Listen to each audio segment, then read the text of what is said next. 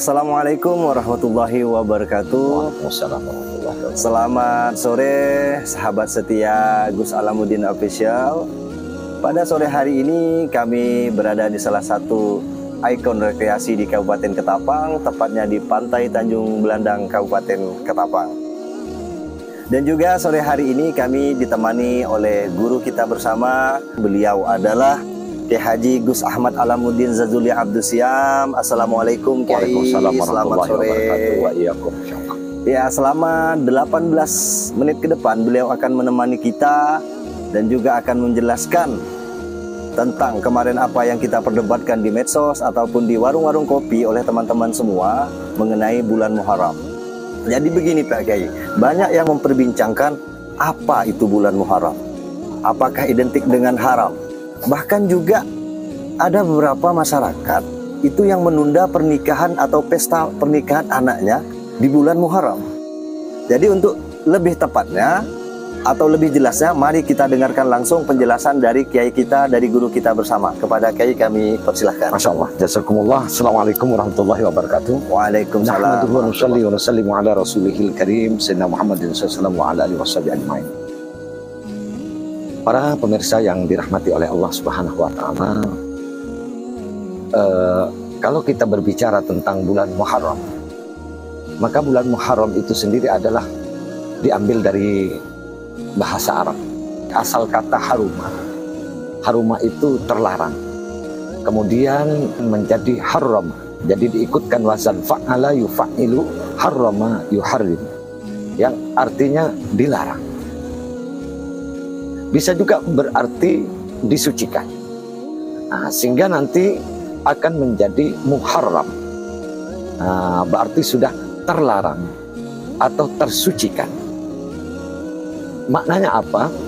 Dilarangnya ada kisruh, adanya seteru, adanya peperangan ketika kita berada di bulan Muharram. Dan itu sudah berlaku dari dulu-dulunya. Dan itu karena di bulan Muharram ini sangat-sangat disucikan. Dulu namanya bukan Muharram, dulu Safar awal. Iya, Safar awal. Datangnya Kanjeng Nabi Muhammad SAW maka diubah menjadi Muharram, karena Nabi Muhammad sendiri memberikan informasi kepada kita umatnya bahwa di bulan ini sungguh banyak sekali keistimewaan yang Allah Subhanahu wa taala tunjukkan kepada umat manusia. Di antaranya keistimewaan yang dimaksud oleh Kanjeng Nabi itu yang termaktub di dalam kitab I'anatul Talibin, syarah daripada kitab Fathul Mu'in. Di sana dijelaskan adalah bahwa ini alam semesta pertama kali diciptakan oleh Allah di bulan Muharram. Masya Allah. Bahkan nanti insya Allah akan diakhiri dunia ini, dikiamatkan dunia ini juga terjadi di bulan Muharram. Nah, kemudian Allah ciptakan Arash, Qalam, Lauhul Mahfud. Bahkan Nabi Adam alaihissalam pun diciptakan di bulan Muharram. Bukan saja penciptaan, tapi juga ijabahnya doa Nabi Adam, bertaubatnya Nabi Adam kepada Allah setelah 300 tahun lamanya memohon dan memohon, lalulah Allah ijabah di bulan Muharram. Nabi Nuh alaihissalam betapa susahnya, wa inni da'utu qaumi laila wa nahara, siang malam berdakwah tapi tidak dapat umat. Sehingga apa? Sehingga akhirnya Nabi Nuh sudah tidak mampu lagi akan siksaan hinaan daripada umatnya, memohon kepada Allah keputusan daripada Allah, maka dikaramkanlah dunia ini, didatangkan banjir bandang, dan doa Nabi Nuh diijabah oleh Allah di bulan Muharram itu, diselamatkan ia dengan perahunya serta beberapa daripada makhluk umat manusia pengikutnya. Tidak sampai di situ para pemirsa yang budiman, tapi juga Nabi Yunus alaihissalam ketika beliau berada di perut ikan hiu, ada yang mengatakan ikan nun, 40 hari 40 malam diijabah doanya, memohon beliau kepada Allah, lalu diampuni oleh Allah dosa-dosanya, dikeluarkan daripada perut ikan nun itu sendiri. Masya Allah. Juga ada yang dimuliakan oleh Allah seperti Nabi Ibrahim alaihissalam. Beliau dilahirkan oleh Allah di bulan Muharram ini dan diselamatkan dari kepungan api 40 hari 40 malam juga di bulan Muharram itu sendiri. Tidak sampai di situ, Nabi Musa alaihissalam yang terkepung oleh Fir'aun dan bala tentaranya, tidak ada jalan lain, kanan kiri di depan sudah musuh semua dan Fir'aun, satu-satunya jalan yang harus ditempuh dilewatinya adalah laut. Allah mengijabah doa Nabi Musa, mampu membelah laut dengan tongkatnya, dan di situ Allah selamatkan Nabi Musa dengan 12 jalur jalan, dan sekaligus disitulah Allah Subhanahu wa Ta'ala membinasakan daripada Fir'aun laknatullah alaihi. Nabi Isa alaihissalam juga diangkat oleh Allah, diciptakan di bulan Muharram, diangkat ke langit di bulan Muharram. Begitu juga Nabi Ya'qub disembuhkan oleh Allah dari kebutaannya setelah ia begitu rindu kepada putranya yang bernama Nabi Yusuf, dan juga dipertemukan dengan Nabi Yusuf di bulan Muharram itu sendiri. Dan bahkan sabda Nabi Muhammad SAW, aku diciptakan oleh Allah, nurku itu juga pada bulan Muharram. Jadi Masya Allah, luar biasa ini kalau kita cerita tentang bulan Muharram. Jadi pantas banyak dipertanyakan dan diperdebatkan. Jadi yang dimaksud larangan tadi itu, jangan sampai kita di bulan Muharram ini kita berbuat sesuatu yang dilarang oleh Allah. Kalau dalam Al-Quran, wahai kalian hamba-hambaku, jangan pernah kalian berbuat aniaya kepada diri kalian. Dengan apa kata ulama? Dengan berbuat maksiat dan dosa di hadapan Allah Subhanahu wa Ta'ala. Nah, maka Muharram adalah satu dari 4 bulan yang dimuliakan oleh Allah dari 12 bulan yang menjadi awal bulan dari tahun Hijriyah. Maka di bulan ini pun kita diminta untuk banyak melakukan amal-amal soleh, amal ibadah seperti itu. Nah, jadi selanjutnya Kiai, pernah juga kami mendengar bahwa bulan Muharram ini adalah syahrullah, bulannya Allah. Nah, jadi pertanyaannya Kiai, bagaimana dengan keadaan bulan-bulan yang lain? Apakah Allah tidak menganggap bulan-bulan yang lain selain bulan Muharram itu Kiai? Masya Allah, pertanyaan yang baik, subhanallah.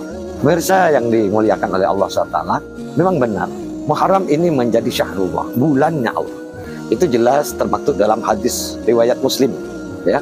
Afdhalus siyam ba'da Ramadan syahrullahil Muharram.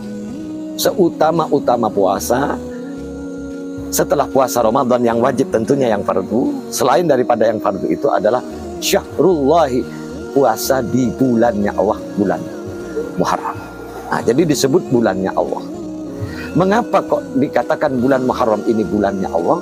Adalah bulan di mana Allah memandang hamba-hambanya dengan pandangan kasih sayang. Masya Allah. Makanya kita diminta beramal di bulan Muharram, karena di bulan Muharram ini disebut bulan Allah karena di situ lebih banyak Allah memandang hambanya dengan penuh kasih sayang. Sehingga kata ulama, sesiapa hamba yang bermunajat kepada Allah, memohon kepada Allah, siapapun dia, sang pendosa yang maha dahsyat pun di dunia, Allah tak melihat rupa, warna, dari mana mereka latar belakang, tidak. Yang kembali kepada Allah. Andai saja kita ini umpamanya yang pendosa ini, malam bangun, langsung kita tadahkan tangan, ya Rabb, aku kembali. Langsung diijabah oleh Allah. Sebagaimana Allah mengijabah doa-doa para nabi, para rasul, kembalinya mereka, pertobatan mereka kepada Allah. Nah seperti itu. Bukan yang bulan-bulan yang lain, bukan bulannya Allah, bukan. Tapi bulan ini lebih banyak Allah memandang hambanya dengan pandangan rahmatnya, seperti itu. Maka banyak-banyak beramal. Jadi Kiai, ya, jikalau bulan Muharram ini adalah bulannya Allah, benar. Jadi untuk kami nih Pak Kiai, untuk kami kaula muda, khususnya Kabupaten Ketapang, kira-kira amalan-amalan apa saja yang cocok? Amalan apa saja? Iya, yang kami kerjakan di bulan Muharram ini Pak Kiai. Baik, ini pertanyaan yang luar biasa. Ya, mudah-mudahan bermanfaat bagi kita semua ini. Di dalam kitab Kanzun Naza was Surur oleh seorang ulama besar, yakni Syekh Abdul Hamid. Beliau menyatakan bahwa ada 10 amalan sebenarnya yang tidak boleh tidak kita lakukan di bulan Muharram, namun bila ditambah 2, kata beliau, menjadi 12 amalan, maka itu menjadi sempurna. Jadi jangan lupa 12 amalan kalau mampu kita lakukan di bulan Muharram. Kami pernah menuliskan syair tentang ini pakai bahasa Indonesia. Bulan Muharram, tahun baru Islam, hari Ashura jangan dilalaikan. 12 amalan kau lakukan agar selamat penuh keberkahan. Mohon maaf ini karena batuk, suaranya serak-serak. Nah, jadi sekali lagi mohon maaf. kita ada 12 amalan kata beliau. Ingat-ingat di bulan Muharram ini jangan sampai tidak kita lakukan agar kehidupan kita ini diselamatkan oleh Allah di dunia dan di akhirat, dan setiap langkah diliputi oleh keberkahan. Apa 12 amalan itu? Dirikan sholat malam dan puasa, ziarah ulama, pinta doanya, jenguk yang sakit dan mendoakannya, potonglah kuku dan bercelak mata, silaturahmi dan sedekah harta, 1000 Al-Ikhlas harus dibaca, santuni yatim, senangkan keluarga, mandi taubat, melebur dosa-dosa. Yang pertama, dirikan sholat malam. Bangun, jangan sampai di bulan Muharram ini tidak ada yang kita tidak bangun malam. Syukur-syukur sholat tasbih. Kemudian jangan lupa kita puasa. Ada namanya puasa Tasyu'a, Asyura ke-9, ke-10. Ini karena sudah lewat, maka tidak masalah. Yang masih belum dapat puasa Tasyu'a dan Asyura nanti bisa puasa di hari-hari yang lain. Yang penting berada di bulan Muharram itu sendiri. Pemirsa yang budiman, jadi selanjutnya adalah ziarah ulama. Selama di bulan Muharram ini kita banyak-banyak silaturahmi ke ulama, baik yang masih hidup maupun yang sudah wafat. Minta doanya, jangan cuma minta selfie, tapi minta doa. Nabi janjikan, man zara aliman fakannama zarani. Siapa orang yang berziarah dengan orang alim, maka seakan-akan dia telah berziarah kepadaku. Masya Allah. Wa man safa aliman, siapa yang berjabat tangan dengan orang alim, fakannama safahani, maka seolah-olah dia telah berjabat tangan denganku. Wa man jalasa aliman, siapa orang yang duduk dengan orang alim, umpamanya kita duduk dengan orang alim, fakannama jalasani, seolah-olah dia telah duduk denganku. Wa man jalasani fid dunya ajlastu ma'i yaumal qiyamah, siapa orang yang duduk denganku di dunia, aku nanti yang akan mendudukkan ianya denganku di surganya Allah Subhanahu wa taala. Masya Allah. Kemudian selanjutnya jangan lupa jenguk orang sakit di bulan Muharram. Bahwa perjalanan kita menjenguk orang sakit itu pahalanya seperti kita memetik buah-buah yang ada di taman-taman surga Allah SWT. Jangan lupa doakan mereka, berikan semangat orang-orang yang sakit itu agar segera sembuh. Kemudian selanjutnya jangan lupa potong kuku. Jangan sampai di bulan Muharram ini potong kuku. Potong kuku. Jangan sampai kebawa nanti ke dalam kubur. Karena kalau kita bawa canggai ya namanya ya, kuku ini sampai ke dalam kubur, maka malaikat akan menyiapkan kuku yang panjangnya 70 hasta. Setiap satu tekanan daripada kuku malaikat yang terbuat daripada besi neraka tadi itu, satu kali tekan ke dalam perut bumi akan masuk kita sedalam 70.000 hasta. Na'udzubillah min dzalik. Kemudian jangan lupa bercelak mata, kanan 3 kali, kiri 3 kali, terkhusus celak ismit. Yang serbuk, ya, bukan yang spidol ya. Banyak yang spidol. Dari Mekah itu Bang ya? Betul-betul yang dibawa orang haji umroh itu. Sambil baca doa lah kalau kita pasang marhaban ahlan wa sahlan bihabi uqrati aini. Kalau udah apal yang doa kayak gitu, salawat aja lah, sallallahu ala Muhammad. Itu. Kemudian juga jangan lupa kita selama di bulan Muharram ini kita banyak-banyak silaturahim kepada keluarga, sanak famili, handai tolak. Selain itu juga banyak-banyak sedekah harta kita, karena insya Allah ini akan dilipat gandakan kata ulama sampai 700.000 lipat ganda. Masya Allah. Satu gelas sama dengan 700.000 gelas kita bersedekah. Luar biasa. Dan juga jangan lupa kita banyak baca surat Al-Ikhlas. Di sini ditentukan 1000 kali. Boleh dicicil, zuhur 200, asar 200, 5 waktu itu 200 semua. Sehingga jumlahnya 1000. Siapa yang baca itu, Allah akan pandang ia dengan pandangan rahmatnya. Dan siapa yang dipandang dengan rahmatnya oleh Allah, maka dia tidak akan pernah celaka selama. Allahu Akbar. Kemudian jangan lupa pula kita menyantuni anak yatim. Ulama katakan bulan Muharram ini hari rayanya anak yatim. Hari rayanya anak yatim. Datang anak yatim ke rumah-rumahnya, apa yang dimakan kita beri, pakaian kita beri mereka, senangkan mereka, lus kepala mereka. Kalau yang yatim dari ayah, maksud ayah yang nggak ada, elusnya ke depan. Kalau ibunya yang sudah tiada, elusnya ke belakang. Sambil sedekah, beri mereka, senangi mereka. Jangan cuma ngelus, ngasih indah, nanti kepala anak yatim kita kules. Mereka tak dapat apa-apa. Hadirin yang dimuliakan oleh Allah, pemirsa yang budiman. Kemudian selanjutnya juga jangan lupa kita senangkan keluarga mumpung di bulan Muharram, masak-masak untuk keluarga. Yang punya keluarga, istrinya, anaknya. Yang tidak punya, maka mereka orang tuanya dan kawan-kawannya.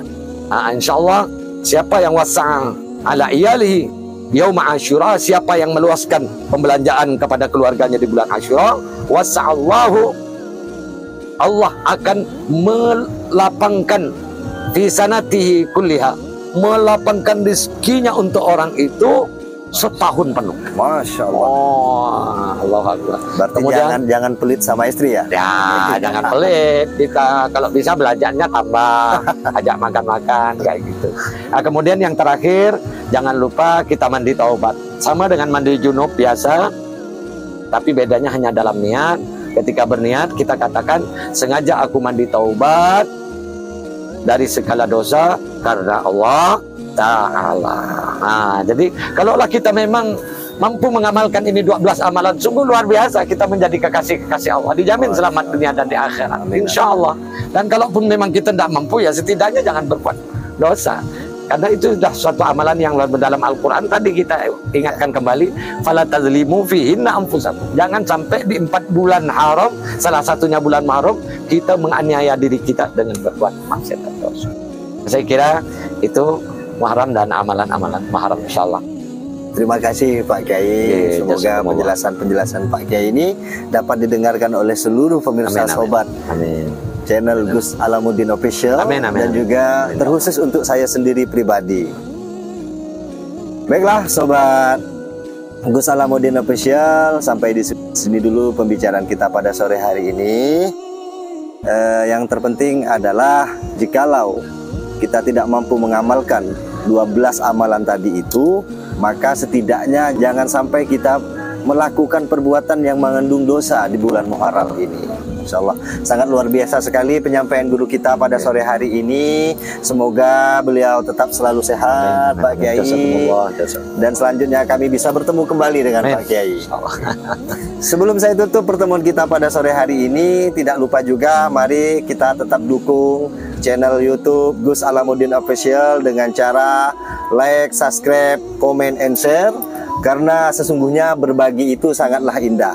Namun apabila ada pertanyaan atau juga komentar dari seluruh pemirsa, silahkan tulis di kolom komentar kami. Sekian dulu Pak Kiai. Wassalamualaikum warahmatullahi wabarakatuh. Waalaikumsalam warahmatullahi wabarakatuh.